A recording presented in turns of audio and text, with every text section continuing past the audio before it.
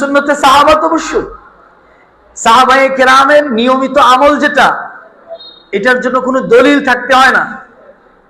সাহাবায়ে কেরামের সম্মিলিত আমল রিওয়ায়াতে মুতাওয়াতিরার সমপর্যায়ের, যেখানে আবু বকর সিদ্দিক রাদিয়াল্লাহু তাআলা আনহুর 4 বিবি, ওমর রাদিয়াল্লাহু তাআলা আনহু এট এ টাইম 4 জন বিবি রাখতেন, ওসমান রাদিয়াল্লাহু তাআলা আনহু এট এ টাইম 4 জন বিবি রাখতেন, আলী রাদিয়াল্লাহু তাআলা আনহু এট এ টাইম 4 জন বিবি রাখতেন।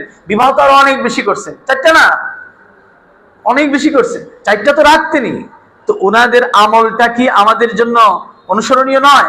আশারায়ে মুবাশশারার 10 জন সাহাবীর একজন সাহাবীও পাওয়া গেল না যিনি একটি বিবাহ করেছেন।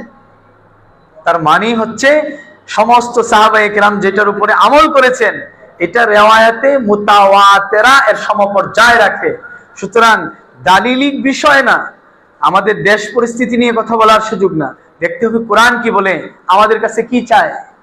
কে নাস্তিকরা সমালোচনা করবেই। নাস্তিকরা চায় সমাজে জিনা হোক, নাস্তিকরা চায় সমাজে বলাৎকার হোক, নাস্তিকরা চায় সমকামিতাকে আইনগত বৈধতা দেওয়া হোক।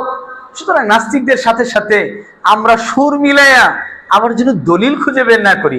আমার সবচেয়ে কষ্ট লাগে ওই সমস্ত ভাইদের প্রতি, আম মানুষদের প্রতি আমার এত ক্ষোভ না, আমার সবচেয়ে বেশি ক্ষোভ ওই সমস্ত ভাইদের প্রতি যারা কিছু কিতাবাদিও পড়ছে কিন্তু মানুষকে ইনসাফের নামে ভুল ব্যাখ্যায় জিনাকে উৎসাহিত করা হচ্ছে ভিতরে ভিতরে, অথচ বিবাহকে কঠিন করা হচ্ছে। বিবাহ কঠিন, জিনা সহজ। বিবাহ সহজ, জিনা কঠিন। আল্লাহ তাআলা আমাদের সবাইকে এই বিষয়গুলি বুঝে শুনে আমল করার তৌফিক দান করুন।